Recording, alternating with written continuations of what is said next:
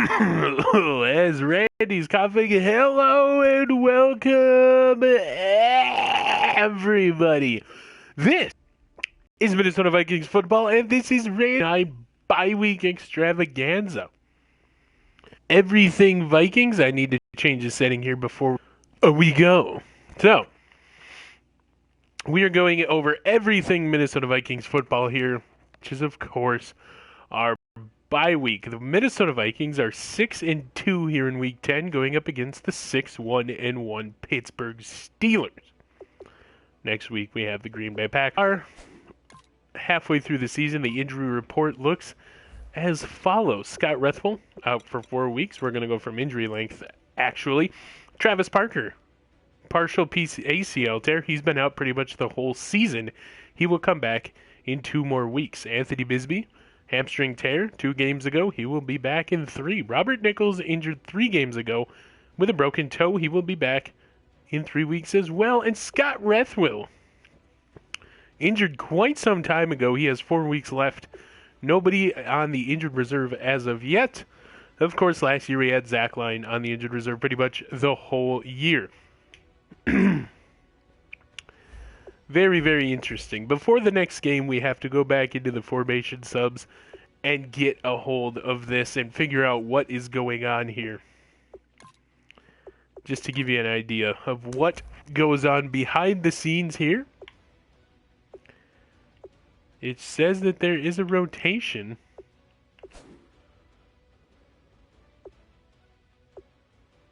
Okay, there's the problem. See, in the 3-4 odd, we have Ryan Buelow at left outside linebacker. And this should be Drew Ward, but it's stuck at Ryan Buelow again. So we need to go through every position and do this as well. So here is Thomas Cross right here. And that one is Thomas Cross on that right side. So that is why the Minnesota Vikings have been letting teams get ahead or catch up late as of late. For the last 2 weeks, the formation subs have been messed up. And that is why you're not seeing guys like Kevin Stark, who led the team in sacks last year, in on these plays, because there's something wrong here. Yeah. So we're going to look at that before we do the next game. So other than that, there's nothing too much roster-wise that I need to cover. I guess we could take a look at the practice squad. Halfway through the season, the practice squad looks as follows. Cody Kessler at quarterback. Of course, he played 1 game last year in the last game against Chicago when Smeagol went down with an injury. Oh, no. He was taken out because he threw 3 interceptions. Nobody will ever see that game because the broadcast system that we used back then did not save any video. So we will be no longer using said broadcast system.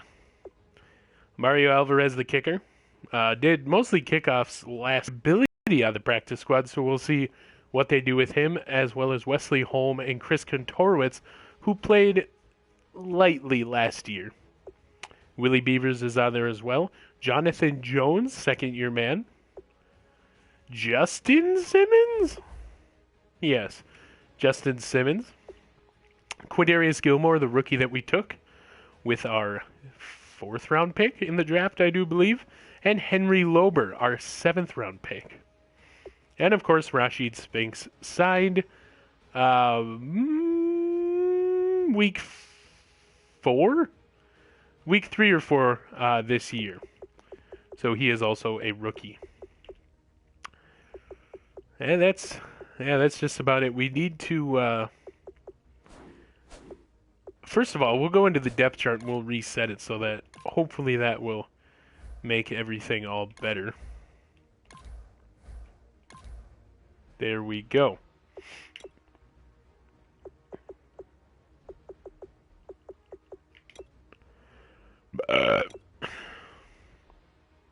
So you'll see the increases and decreases.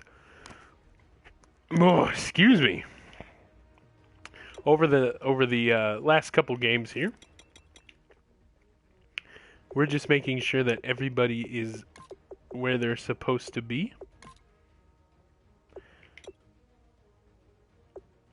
Oh my goodness.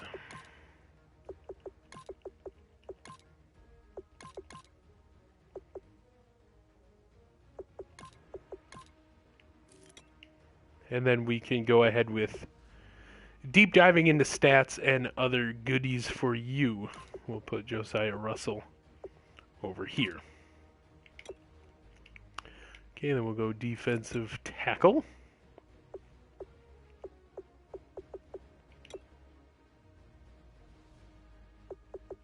Let's make sure that we have... He is injured, but we'll still put him up there.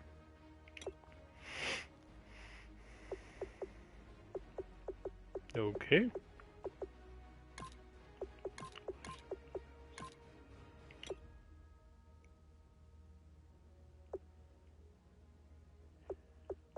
Can we talk a little bit about Thomas Cross? Added week 16 or 7, maybe 15 of last season. Started out at a 75 overall, and now week 10 this season, he is at 81. He's just playing, been playing outside of his mind. Getting tackles for loss like they're going out of style. So right outside linebacker looks good. We'll go corner really quickly, just make sure everything... Yeah, he's injured, but we'll put him up there anyway. It will automatically use the next available. Free safety. I would want... And strong safety. Let's get a free safety in there as well. Perfect. So we are looking good.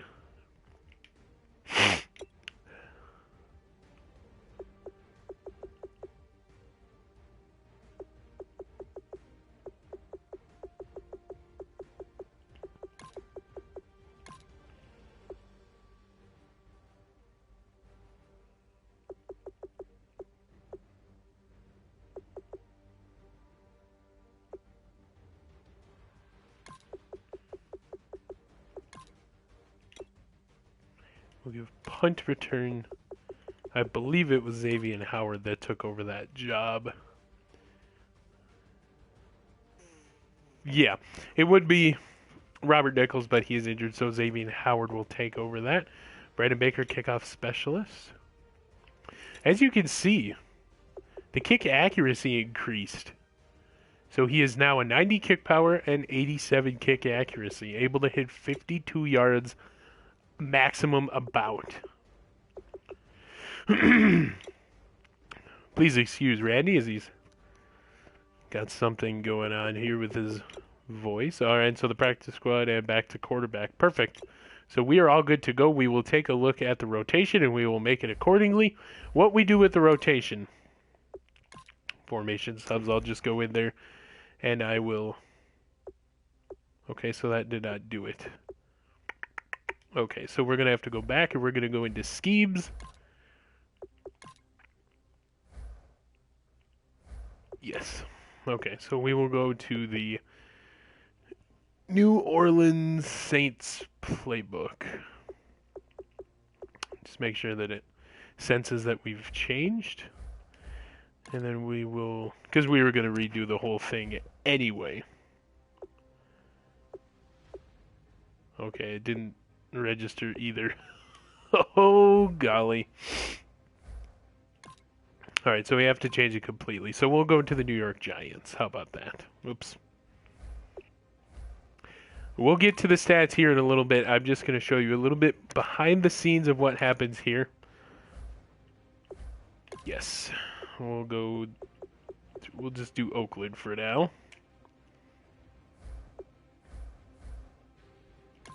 We'll go into formation. Who knows? We might look at this and like this playbook more.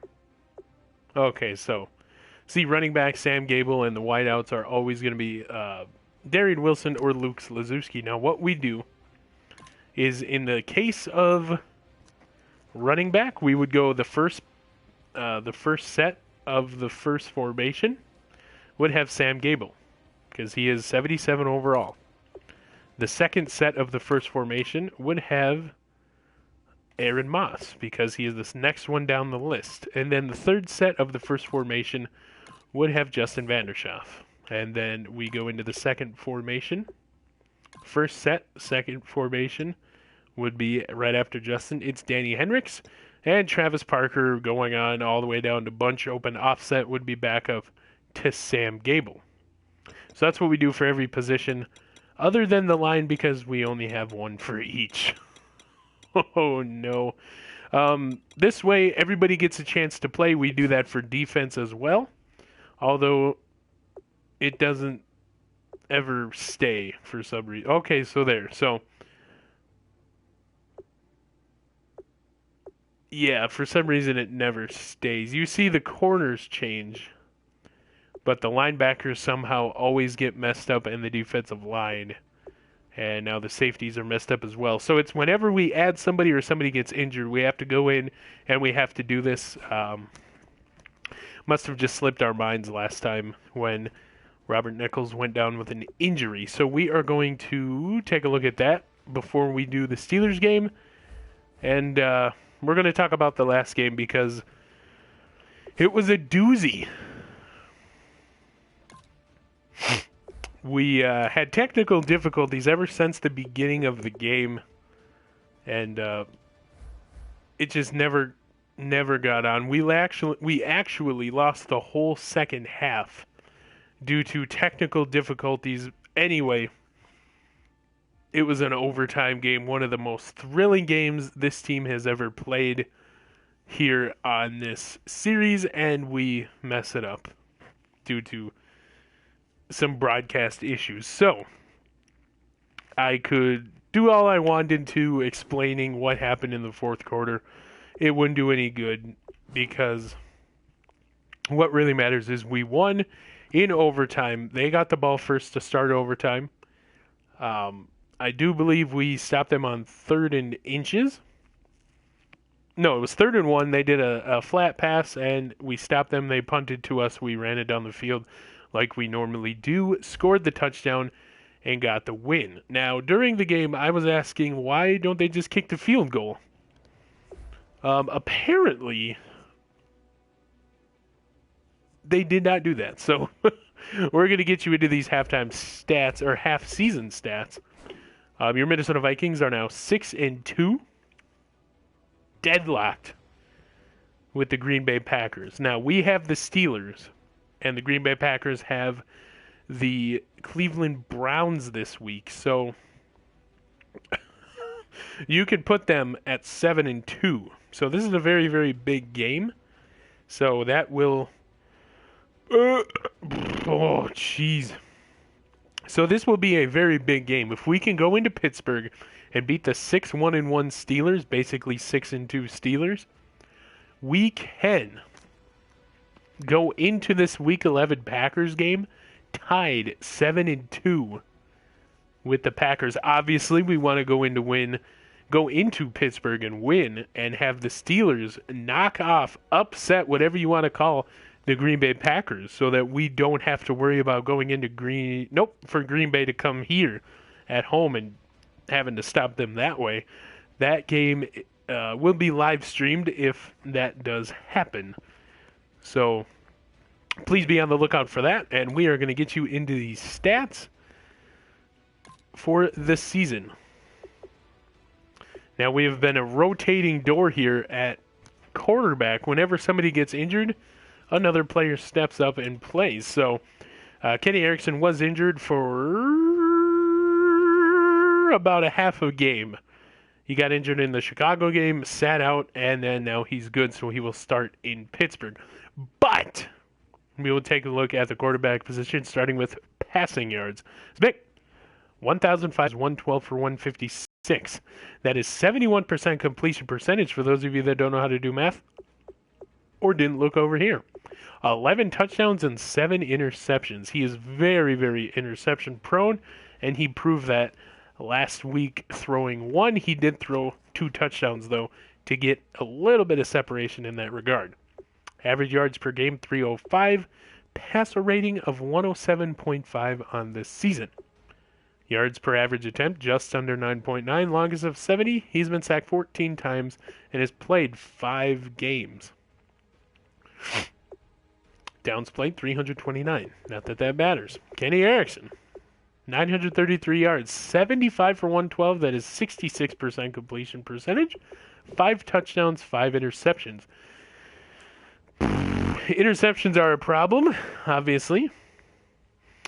It hasn't gotten to the point where we have more interceptions than touchdowns on starting QBs. But going into this game, I would think you would want them to start the quarterback with the hot hand, who is Smeagol right now. But Kenny Erickson is the slotted starter, so we are going to give him the start.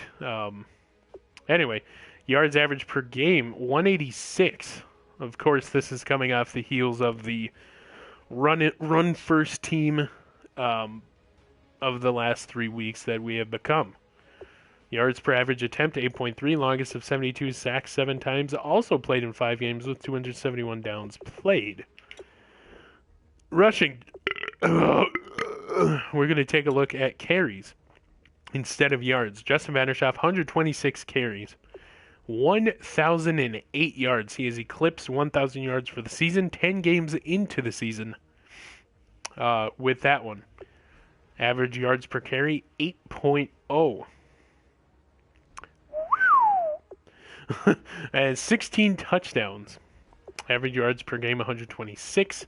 3 fumbles, 19 broken tackles, 169 yards with the longest run of 76. We're not going to go into the games played or the downs, but you can read it for yourself over there. Danny Hendricks, or Daniel, whichever you want to call him, 83 carries, 339 yards, 3 touchdowns, averaging just under 4.2, so that's right where you want to be in the league. Average yards per game, 42. 0 fumbles, 5 broken tackles. Sam Gable, who has just played in 2 games this season, well, 2.5 after being injured, 39 carries, 169 yards, and 2 touchdowns, averaging 4.3 per carry. 84 yards per game. Played in 2 games, 88 downs played, longest run of 16. I do believe that was the one to give the Minnesota Vikings the win in Chicago in overtime. You'll never see it, though, and it sucks. We will upload the first half. Randy was very, very, very pissed off. You could tell in the postgame. That will be uploaded sometime today. Aaron Moss, 30 carries, 160 yards, 5.3 per carry. 0 touchdowns for Aaron Moss. Rushing average per game of just 40. Now, this could be because of the formation subs being so mixed up, but you never know.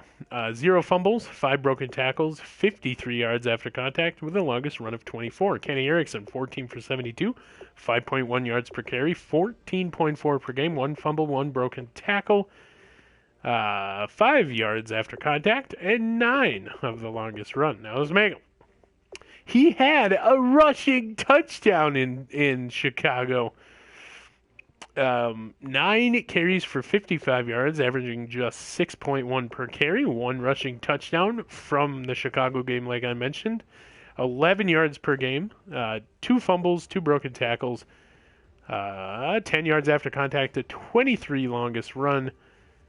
Played in 5 games, whatever. So the 23-yard touchdown, longest of his season, and it was for the only touchdown on the docket. So Matthew Peterson, 8 carries, 31 yards, 1 rushing touchdown, no fumbles, averaging 3.9 per game and 3.9 per carry. So that, for a fullback that you really don't feature, he's more of like a run block, pass block fullback. That's okay. We're fine with that. 0 fumbles, 0 broken tackles, 13 yards after contact, 10 of the longest run.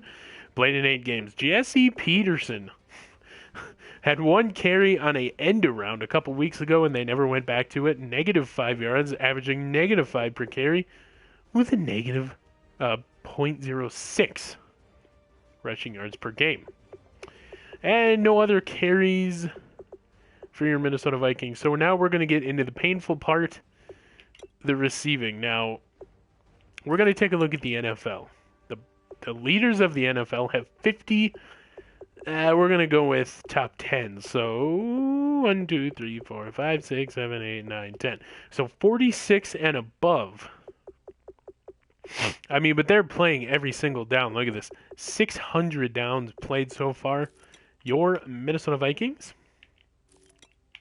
because of the rotation, they are playing half the downs and getting just about half the catches, if not less.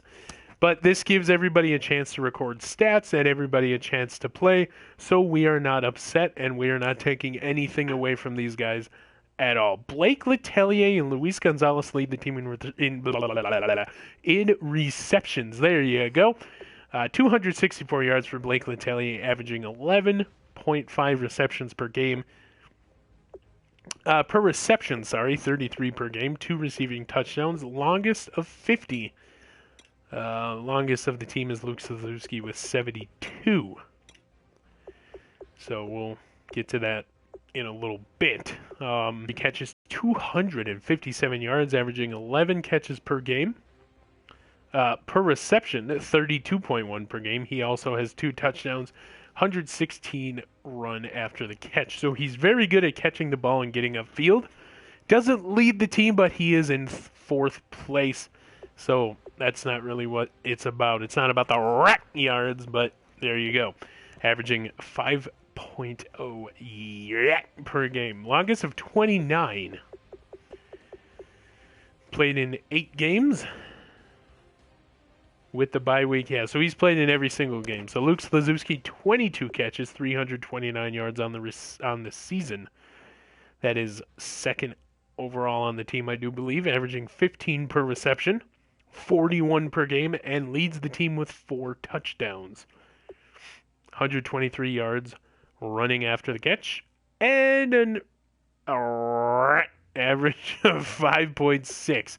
Longest reception on the team of 72. Jesse Peterson, 18 catches, 356 yards, 2 touchdowns. We're going to start getting through these pretty quick here. 15 catches for Darian Wilson, 293 yards, 1 touchdown. Travis Lee, 14 catches, 162 yards, no touchdowns. But he has only played in 4 games. I attribute that to the formation subs mishaps. Josh Gable, 14 catches, 142 yards, no touchdowns. Justin Vanderschaff out of the backfield, 11 catches, 94 yards, no touchdowns. Lou Wang, 9 catches, 125 yards, and a touchdown. Anthony Bisbee, prior to going down with an injury, 8 catches, 156 yards, and a touchdown. Cameron Quick, 8 for 98. Matthew Peterson out of the backfield, 5 for 30 and a touchdown. Sam Gable out of the backfield as well, 4 for 50 and a touchdown. Only receiving touchdown this year happened last week in Chicago. Daniel Henricks out of the backfield, 3 catches, 15 yards, and Aaron Moss, 2 for 27. Most of those running backs have been on screen plays and small slant pickups, so you can expect the yardage to not be good. And you'd like to see this team throw the ball more, but with the amount of interceptions and the run game picking up as it has been, with Justin Vanderschaff just having a career season, I'm going to check this before I say anything. I do believe he leads the league. Yes, he does. He leads the league in yardage by 300 to something. Randy's not good at on-the-spot math. I'm sure I could figure it out if given the proper time, but at least 250. I'm embarrassing myself right now, so guess what? We're going to move on. But he leads the league in rushing by a big gap. Nobody cares about blocking, so we're going to go to defense and look at total tackles. Now, while the regular NFL top 10 is at 90, 77, 73 range, again, the defensive formations allow us to have everybody play, and they're actually kind of not really that far behind. So we're going to get into these. We're going to only look at total tackles. You can see solos and assists over here, and we'll get into the tackles for loss, the sacks, the interceptions. So this is through 8 games, because last week with the bye week and this week not yet played. This is week 10. So Aaron Nelson with 57, Danny Pickering with 50. Matthew Arnsdorf with 44, Zachary Anderson and G-Muck split with 38. Xavier Rhodes on the season, Thaddeus Rozu, Thomas Cross, and Paul Fritchie with 33. Xavier Howard with 31. Ryan Buehler with 30. Jake Pickering, part of the Pickering brothers, 29. Josiah Russell with 25. Tevin Fair with 23. Drew Ward with 21. Josh Fitzer with 19. Dan Nolte with 10. Otis McMiller also with 10. Jimmy Lindsay with 8. Richard Salty with 6. Hey, look, Sean Clausen also has 6. Scott Rethel and Kevin Stark both with 5. Terrell Oliver with 4. And George Thornton with 2. Tackles for loss. Your leader with 10 of his 33 tackles. 10 of them went for loss. He's very good at shedding blocks and getting into the backfield, and he does it well, specifically in the run game. Thomas Cross with 10. Jacob Pickering with 9. Tevin Fair with 8. Danny Pickering with 6. Matthew Arnsdorf and Dan Nolte with 5. Ryan Buehler, Josiah Russell, and Drew Ward with 4. Nick Brown, Chimakwa, Paul Fritchie, Josh Fitzer, and Otis McMiller with 3. Robert Nichols, Richard Salzy with 2. Aaron Nelson, Zachary Anderson, Xavier Howard, Sean Clausen, Terrell Oliver with 1. Sacks through 8 games. Your sack leader is 4, and it belongs to Drew Ward. Richard Salty and Tevin Fair have 2. Josiah Russell sitting at 1.5. Thomas Cross with 1. Danny Pickering with 1 as well. Josh Fitzer, Otis McMiller, Kevin Stark, the sack leader last season with 1. George Thornton also with 1. Terrell Oliver with 0.5, and Xavier Rhodes credited with 0.5 as well. Interceptions. Xavier Howard with 3, all not from the Vikings. He joined last week. So your Minnesota Vikings interception leader would be Thaddeus Rozu with 3. Danny Pickering also has 2. Xavier Rhodes with 2. None with the Minnesota Vikings. Matthew Arnsdorf with 2. Ryan Buehler, Chimakwa, Robert Nichols, and Aaron Nelson with 1. We don't really need to go into pass deflection. Xavier Howard and Robert Nichols lead the team there. Forced fumbles. We are very, very good at turning the ball over, and we do it via the fumble most of the time. So Danny Pickering with 3 forced fumbles, Tevin Fair with 2, Xavier Howard, Robert Nichols, Jacob Pickering, Thaddeus Rozu, Chimakwa, Drew Ward, Richard Salty, Thomas Cross, Josh Fitzer, and Otis McMiller with 1. The list goes on and on here. So out of those forced fumbles, we have recovered 2 from Chimakwa, 1 from Robert Nichols, 1 from Jacob Pickering, 1 from Thomas Cross, 1 from Ryan Buehler, 1 from Nick Brown, and 1 from Josiah Russell. So not nearly enough recovered, but it's still a good number. Block kicks, 3 of them in 3 consecutive games by Thaddeus Rozu. No safeties, and I do believe no defensive touchdowns. Yes. So with all the forced fumbles, you would love to see a defensive touchdown. But on all 3 of these block kicks, we brought them back for 2-point conversions because it was on extra points. So that technically is not a touchdown, but it is a score.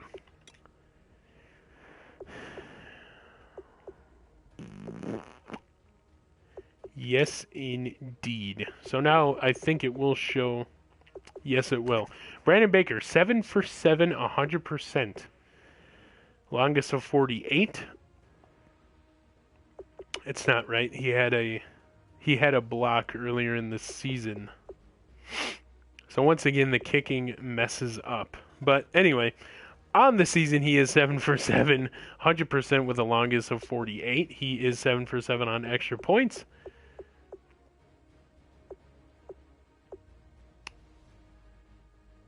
Yeah, see, this does not equal 7. 4, 5, 6, 7, 8, 9, 10, 11, 12, 13. This equals 14 right here. So, yeah, it's messing up right now. So 15 kickoffs, 10 of them being touchbacks, and kicked off in 2 games. So there you have that. Kicking is always a problem here. Not for Taylor Pauline's punting, though. He punts 25 times this season so far, 1,124 yards, netting 941. Most of his punts are angled towards the sidelines. He has had 1 block, 9 inside the 22 for touchback. Longest punt of 57, and he has played in all 8 games. Kick returns. Darian Wilson took 30 back for 853 yards and a touchdown. Lou Wang took 15 back for 389 yards. Zachary Anderson took 2 for 49. Blake Letelier took 2 for 2.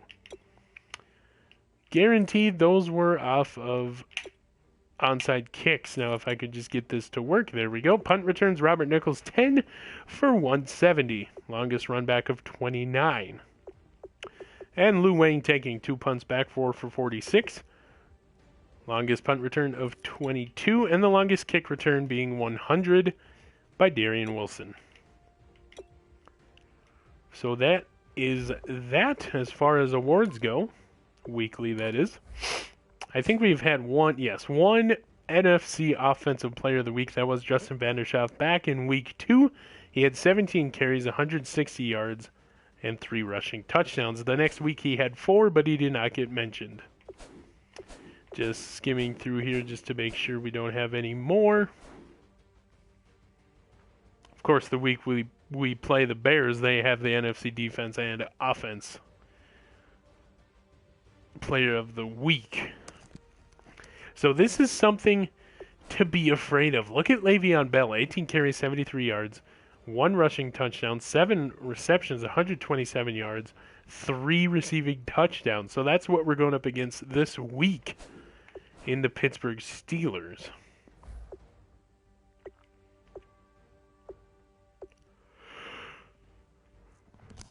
We have the first rated offense in the NFL, the 32nd rated defense. So first and last.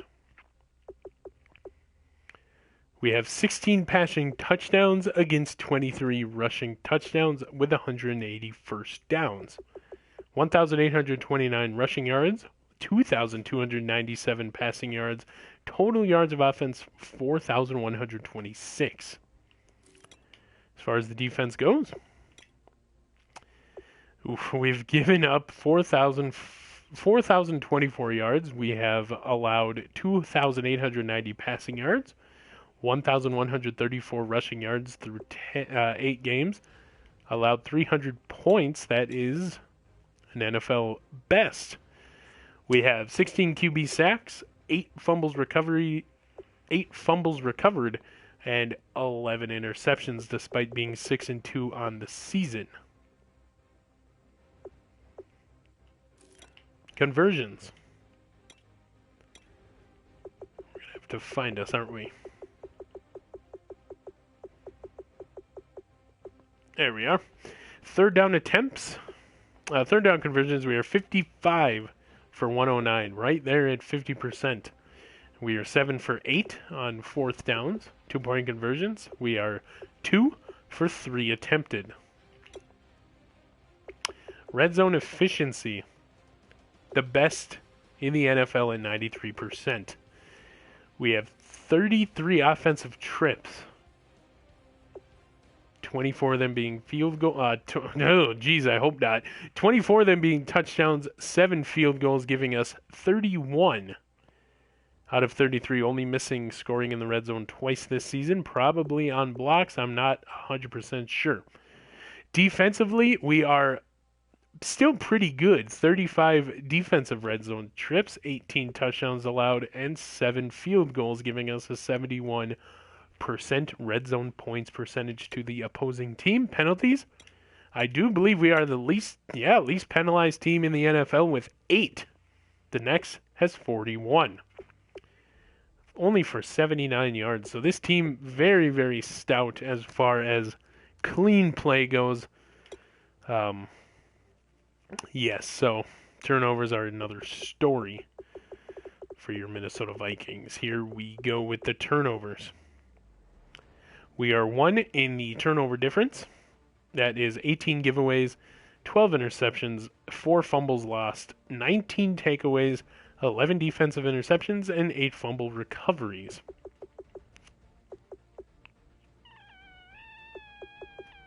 Okay, so this is defensively right here, and this is offense.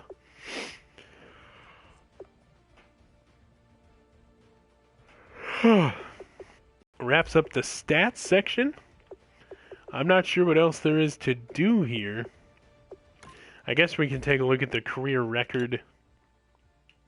Excuse me, the season record for rushing and see if that has changed. Nope, still 2,105.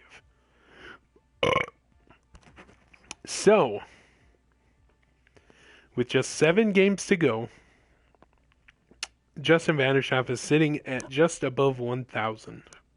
He's played 8 games so far this season and has 1,008 yards, I do believe. So he still needs about 1,090. We're going to say 1,100 just to break the record, just to be a little bit better. So, we're going to do a little bit of math that Randy can do. Going to take a look at the schedule. Oh my goodness, wrong schedule. We have 1, 2, 3, 4, 5, 6, 7, 8 games left on the season. So we will take 1,100 divided by 8, and that gives us an average of 137 yards per game. So keep that number in your little brains, because we're about ready to blow your mind. So 137 yards average per game. He has 126 yards per game. So he would need to output an average of 10 yards or more per game to get Eric Dickerson's single-season rushing record. Now we're going to go into the roster. We're going to take a look at his game. His games per rushing per season this season. Rushing per games this season. That is what I wanted to do. Stats, contracts, and awards. Yes. We'll go rushing and we'll go season. So this is not in any order. It just goes by how many yards he got per game. There's no way to tell what week this was or anything, so you'll have to forgive me here. So, I know this was the first week at the bottom. He had 1 carry for 8 yards. Wow. But since then, this is what his season as far as yards lowest to highest look like. 14 carries, 92 yards and a touchdown. 16 carries, 113 yards and 3 touchdowns. 15 carries, 124 yards and 2 touchdowns. 16 carries, 154 yards and 1 touchdown. 23 carries, 159 yards and 4 touchdowns. 17 carries, 160 yards and 3 touchdowns. And then finally, 24 carries, 198 yards and 2 touchdowns. I cannot, for the life of me, remember what game this was from where he almost broke 200 yards. It wasn't that long ago. We can spend some time and look for it, but I'd really rather not. So, 137 yards per game average. He is just under that. So, maybe putting him in the formation, a couple different formations here, would be better? I don't know. But getting that record would mean a lot to this team and this franchise. That is going to just about do it here for Randy's midweek or bye-week extravaganza. I don't know what else we can go into. I mean, we could take a look at transactions. We've only had a couple.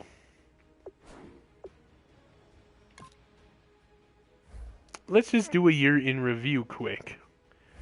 For those of you that might have missed a couple games here. So, week 1, we lose to the Saints by a bundle, 39-51. Week 2, we come back and we bounce back against the Eagles, 49-37.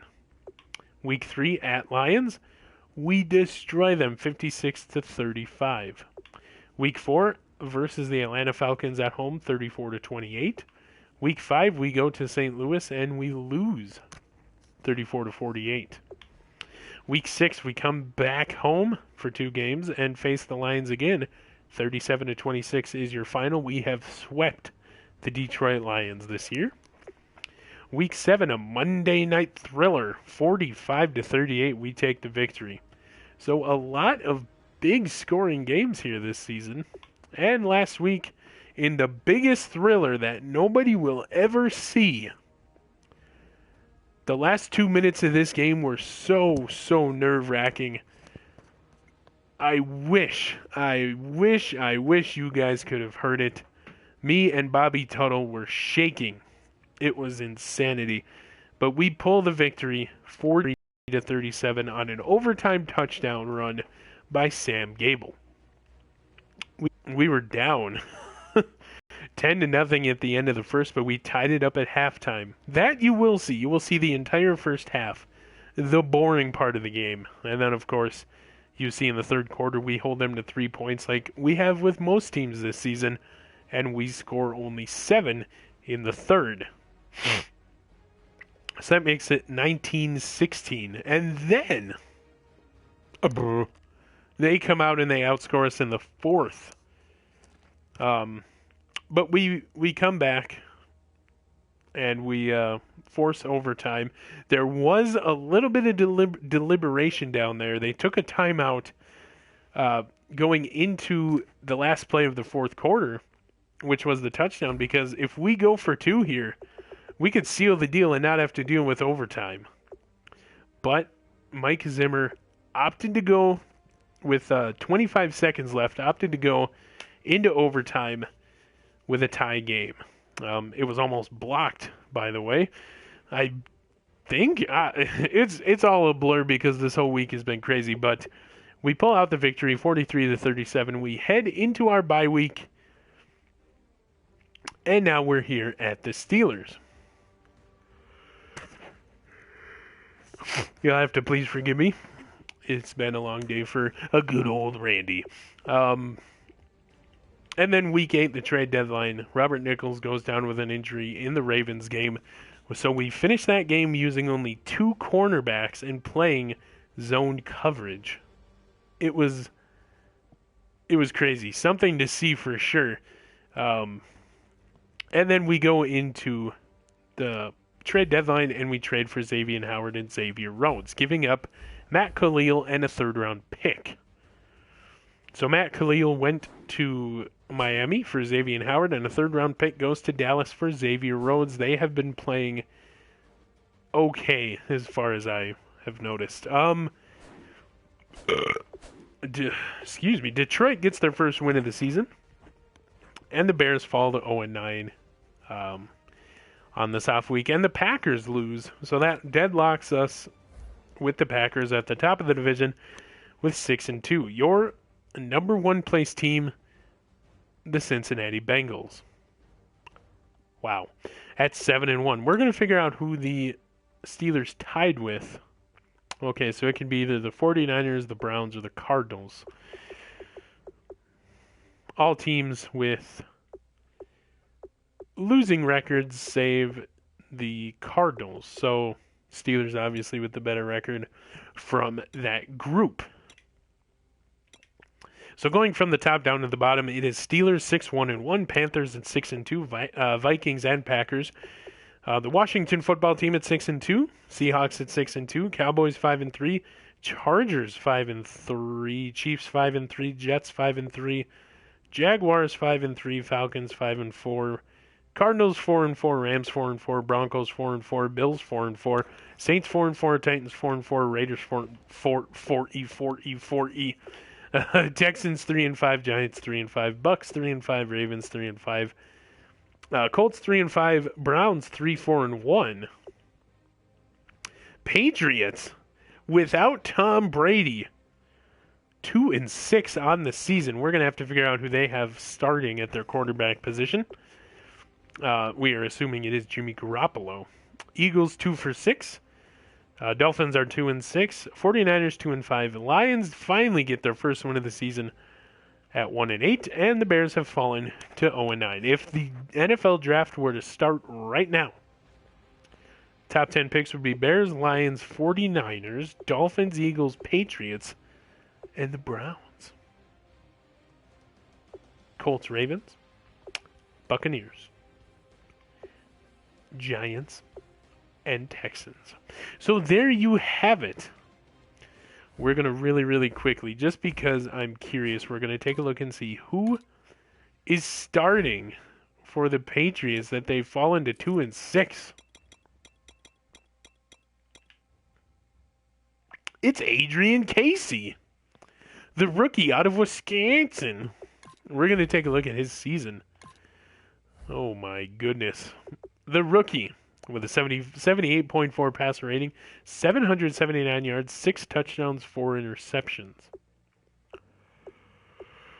55% completion percentage. Wow.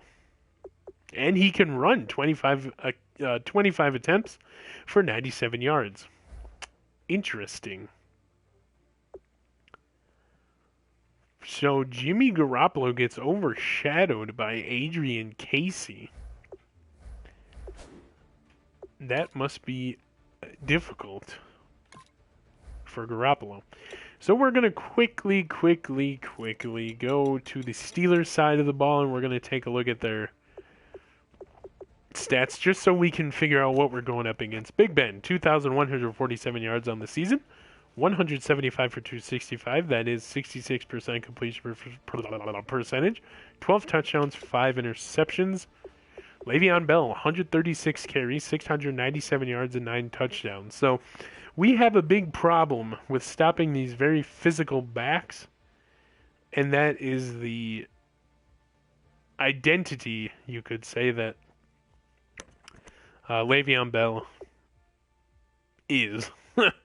He has played in all 8 games in the season, played 363 downs, and we're going to have a big time trying to stop this big guy. And this is who else I'm worried about. Antonio Brown, 40 catches, 599 yards on the season, and 4 touchdowns. And then, of course, you have Ladarius Green. Charles Johnson as well. Griff Whalen, not Greg. Sorry, Greg.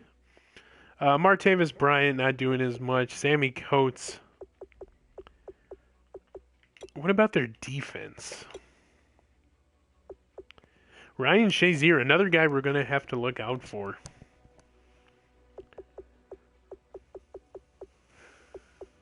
What about their sacks here?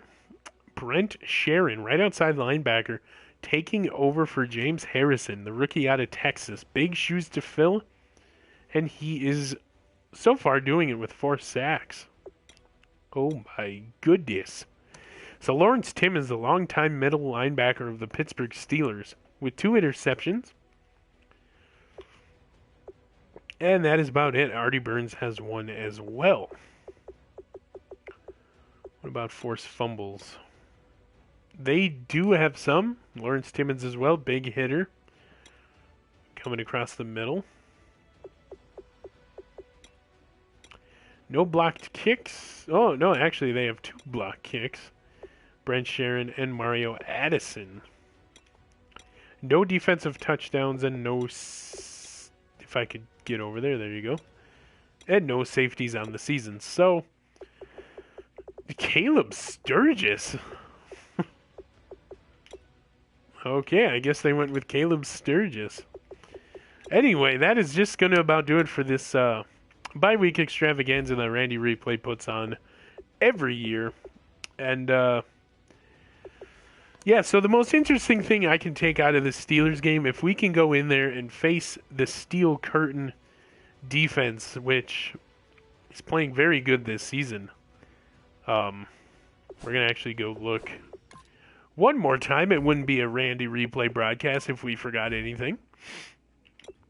We're going to take a look at what rank the defense is as far as total yards allowed.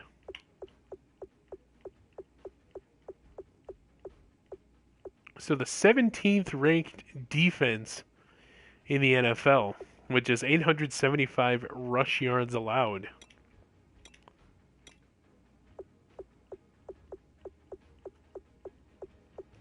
So 14th in rushing defense. And, yeah, so it's not as bad as I thought. They have 17 QB sacks, 6 forced fumbles, and 6 interceptions, sitting atop the AFC North. So it'll be an NFC and AFC North. Yeah, I guess you could call it a top clash battle because we are tied. We are not listed as the top team until we figure out what happens with the Browns and Packers. But if we go in and we lose to the Steelers, then we will be behind by a game.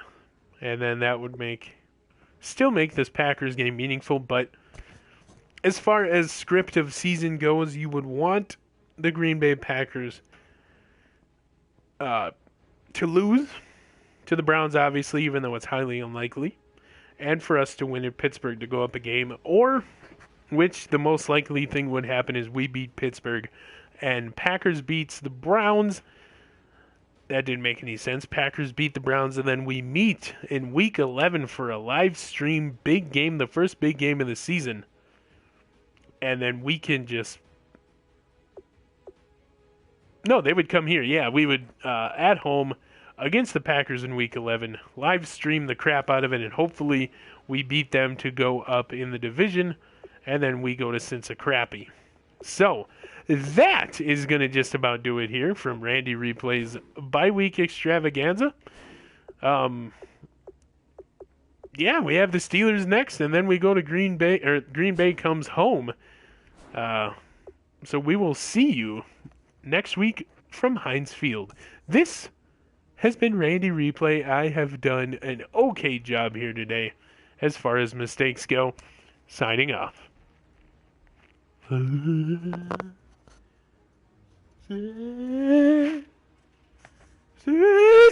ya!